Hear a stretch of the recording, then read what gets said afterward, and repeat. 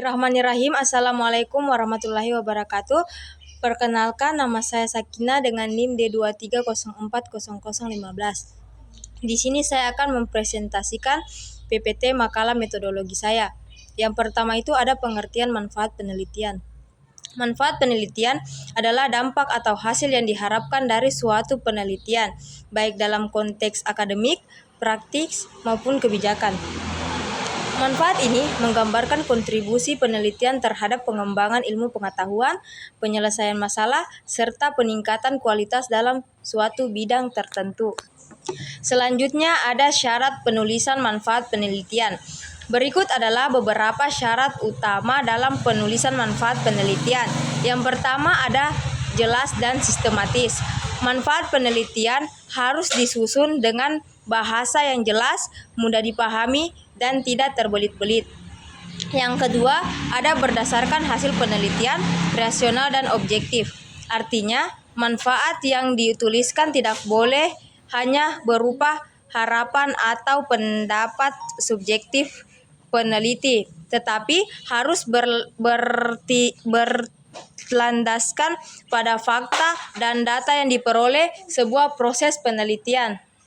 Yang ketiga ada relevan dengan tujuan dan masalah penelitian.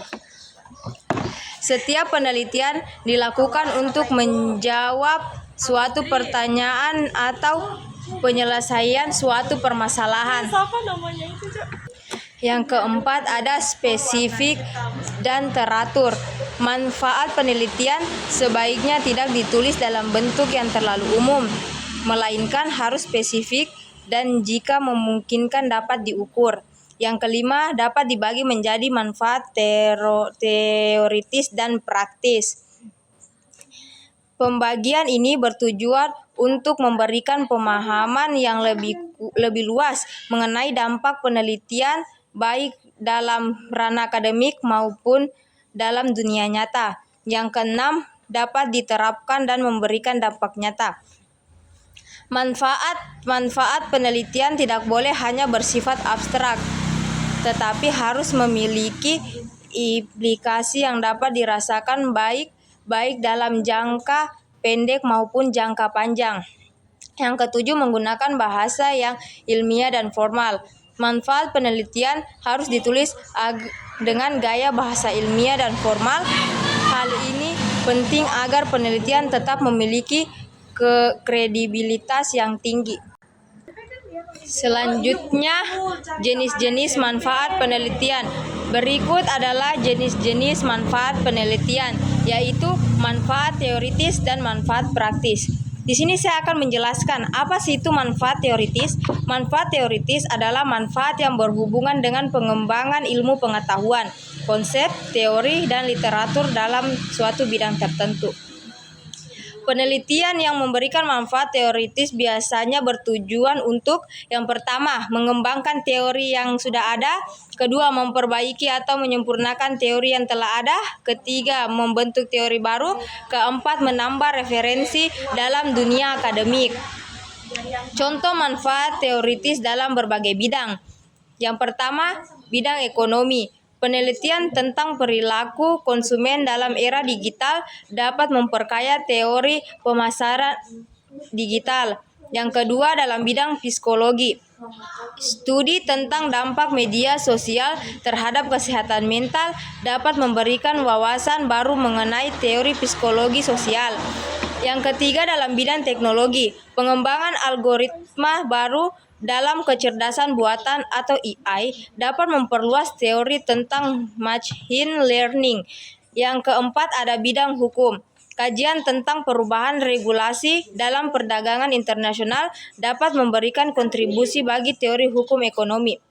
Yang kedua, manfaat praktis. Manfaat praktis adalah manfaat yang berkaitan dengan penerapan hasil penelitian dalam kehidupan nyata.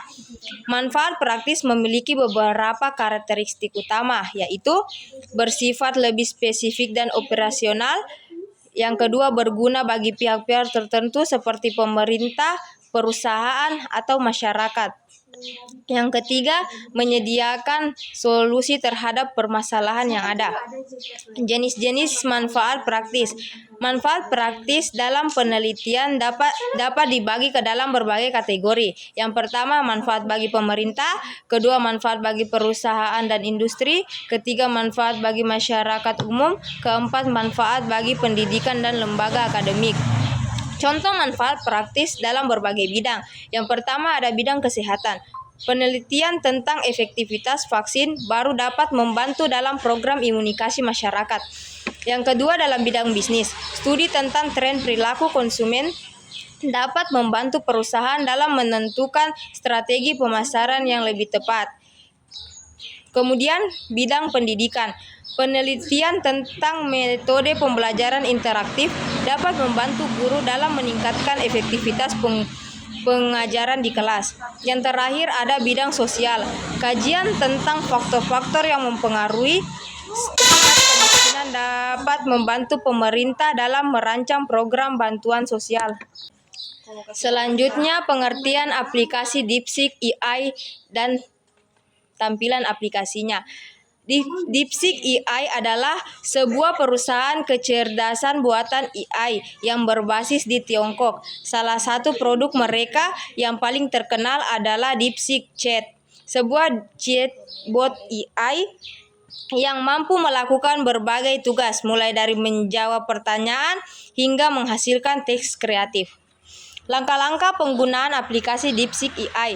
Yang pertama itu, langkah pertama yang kita lakukan yaitu buka Google Chrome dengan menuliskan DeepSeek AI, kemudian tekan Enter. Langkah kedua yang kita lakukan yaitu kemudian klik link pertama dan pilih yang DeepSeek. Langkah ketiga yang kita lakukan yaitu masukkan email beserta sandi, lalu klik login atau boleh langsung klik login with Google.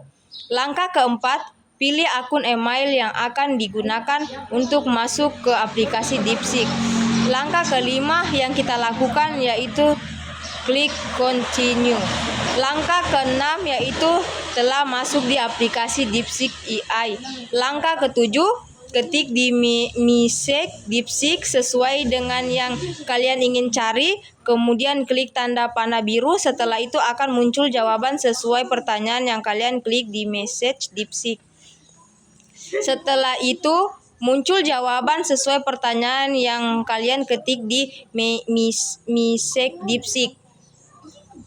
Langkah selanjutnya, terdapat fitur lain dengan cara klik tanda tambah di bawah.